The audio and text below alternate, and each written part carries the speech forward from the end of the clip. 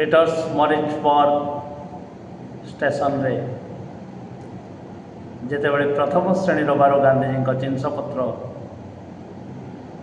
ଫିଙ୍ଗିବା ସହ ତାଙ୍କୁ ଠେଲି ଦିଆଗଲା ଷ୍ଟେସନକୁ। ଗାନ୍ଧିଜୀ ଏତେ ଜିଦିଆ ଥିଲେ ଯେ ରାତି ସାରା ଶୀତ କାକରରେ ସେହି ଷ୍ଟେସନରେ ରହିଲେ।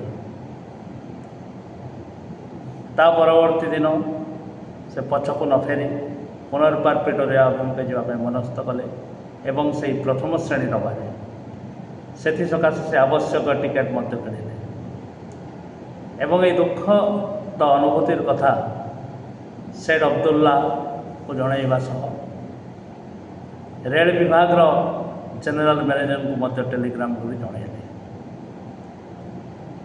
ପରବର୍ତ୍ତୀ ଦିନ ସନ୍ଧ୍ୟାରେ ଗାନ୍ଧିଜୀ ପୁନର୍ବାର ପ୍ରିଟୋରିଆ ଅଭିମୁଖେ ବାହାରିଲେ।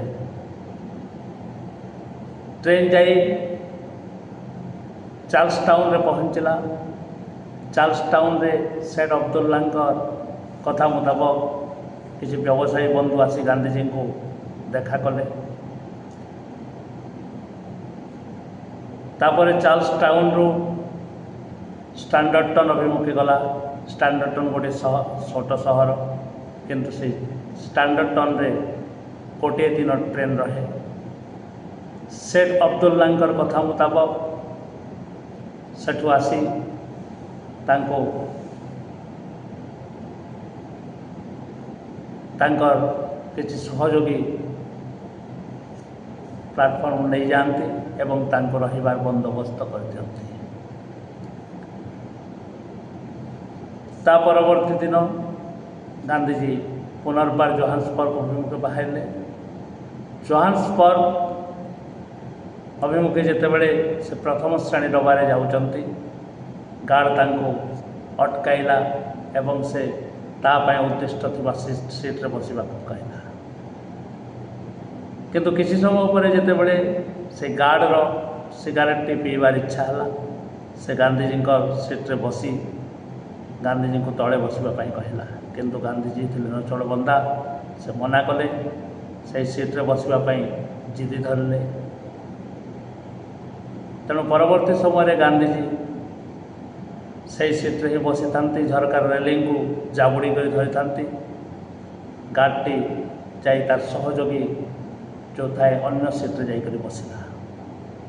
ଏହି ଦୃଶ୍ୟ ଯେତେବେଳେ ସହଯାତ୍ରୀମାନେ ଦେଖିଲେ, ସହଯାତ୍ରୀମାନେ ଗାର୍ଡ଼କୁ କହିଲେ ଯେ ସେହି ବ୍ୟକ୍ତି ଯଦି ପ୍ରଥମ ଶ୍ରେଣୀର ଟିକେଟ୍ କରିଛନ୍ତି ତାକୁ ଭିତରକୁ ଛାଡ଼, କାରଣ ସେ ଭିତରେ ବସିଲେ ବି ତାଙ୍କର କୌଣସି ଆପତ୍ତି ନାହିଁ। ତେଣୁ ଗାନ୍ଧିଜୀଙ୍କୁ ସେହି ପ୍ରଥମ ଶ୍ରେଣୀ ଡବାରେ ବସିବା ପାଇଁ ଗାର୍ଡ଼ ଅନୁମତି ଦେଲା ଏବଂ ଗାନ୍ଧିଜୀ ପ୍ରଥମ ଶ୍ରେଣୀ ଡବାରେ ଜୋହାନ୍ସବର୍ଗ ପର୍ଯ୍ୟନ୍ତ ଯାତ୍ରା କରିବାରେ ଆଉ କିଛି ଅସୁବିଧା ରହିଲା ନାହିଁ। ଜୋହାନ୍ସବର୍ଗରେ ପହଞ୍ଚିଲା ପରେ ସେଠ୍ ଅବଦୁଲ୍ଲାଙ୍କ କଥା ମୁତାବକ ମହମ୍ମଦ କାସିମଙ୍କ ଲୋକ ଗାନ୍ଧିଜୀଙ୍କୁ ପାଛୋଟି ନେବା ପାଇଁ ଯାଇଥିଲେ, କିନ୍ତୁ ସେମାନେ ଗାନ୍ଧିଜୀଙ୍କୁ ଚିହ୍ନି ପାରିଲେ ନାହିଁ। ଗାନ୍ଧିଜୀ ମଧ୍ୟ ତାଙ୍କୁ ଚିହ୍ନି ପାରିଲେ ନାହିଁ। ତେଣୁ ଗାନ୍ଧିଜୀ ନିଜର ବ୍ୟବସ୍ଥାରେ ଯାଇ ଗୋଟିଏ ହୋଟେଲରେ ପହଞ୍ଚିଲେ, କିନ୍ତୁ ହୋଟେଲର ମାଲିକ ତାଙ୍କୁ ରୁମ୍ ଦେବା ପାଇଁ ମନା କଲା, କାରଣ ସେଥିରେ କଳାଗୋରା ଭେଦଭାବ ଏତେ ଜୋରରେ ଥାଏ ଯେ। ତାପରେ ସେ ସେଠ୍ ଅବଦୁଲ୍ଲାଙ୍କ ଠାରୁ ଖବର ପାଇ ଗାଡ଼ି କରି ନିଜେ ଯାଇ ମହମ୍ମଦ କାସିମଙ୍କ ଫାର୍ମ ହାଉସ୍ରେ ପହଞ୍ଚିଲେ। ସେଠି ମହମ୍ମଦ ଘନୀ ନାମକ ବ୍ୟକ୍ତି, ଅବଦୁଲ୍ଲା ଘନୀ ନାମକ ବ୍ୟକ୍ତି ତାଙ୍କୁ ଅପେକ୍ଷା କରି ରହିଥାନ୍ତି। ତେଣୁ ସେଠାରେ ଗାନ୍ଧିଜୀଙ୍କ ରହିବାରେ କୌଣସି ଅସୁବିଧା ହେଲା ନାହିଁ। ତା ପରବର୍ତ୍ତୀ ଦିନ ଗାନ୍ଧିଜୀଙ୍କର ପ୍ରିଟୋରିଆ ଅଭିମୁଖେ ପୁଣି ବାହାରିବାର ଥାଏ। ସେଠ୍ ଅବଦୁଲ୍ଲା ଗାନ୍ଧିଜୀଙ୍କୁ ପରାମର୍ଶ ଦେଲେ ଯେ ସେ ପ୍ରିଟୋରିଆ ଗଲାବେଳେ ଆଉ ପ୍ରଥମ ଶ୍ରେଣୀ ଡବାରେ ଯିବା ପାଇଁ ଜିଦି ଧରନ୍ତୁ ନାହିଁ। କିନ୍ତୁ ଗାନ୍ଧିଜୀ ସେଇ ଗୋଟିଏ ଜିଦ୍ ଯେ ସେ ପ୍ରଥମ ଶ୍ରେଣୀ ଡବାରେ ଯିବେ। ଯଦି ତାଙ୍କୁ ପ୍ରଥମ ଶ୍ରେଣୀ ଟିକେଟ୍ ଦିଆ ନଯାଏ ସେ ବରଂ ଗାଡ଼ି କରି ପ୍ରିଟୋରିଆ ଯିବେ। କିନ୍ତୁ ସେମିତି ହେଲା ନାହିଁ।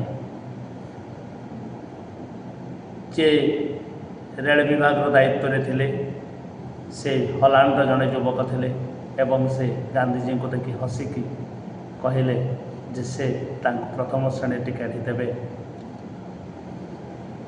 से स्थान नुहति से सबू भेदभाव ही ना। तेणु किंतु गोटे सर्त से टिकेट देवे जे जदि कौन से गार्ड बा किए आसी कहले जे से तृतीय श्रेणी दबा को चली जातु से गांधीजी तृतीय श्रेणी दबा को चली जाए। शतक शत गांधीजी तेबे जोहान्सबर्ग प्रिटोरिया अभिमुखे ट्रेन रे यात्रा करती सेतिके बेले जड़े गार्ड आसी तांको तृतीय श्रेणी दबा को चली जावाई कहला किंतु डबारे केवल गोटे मात्र गोरा व्यक्ति थिले एवं से गोरा व्यक्ति जनक गार्ड को कहले जे तांको सहित से बसबारे कौन से असुविधा नहीं। तेणु तांको भीतर को छाड़ी दियो से जदि प्रथम श्रेणी टिकेट करिसंती से तांको सहित बसबे। तेणु गांधीजी से प्रथम श्रेणी डबारे पुणी प्रिटोरिया पर्यंत गले।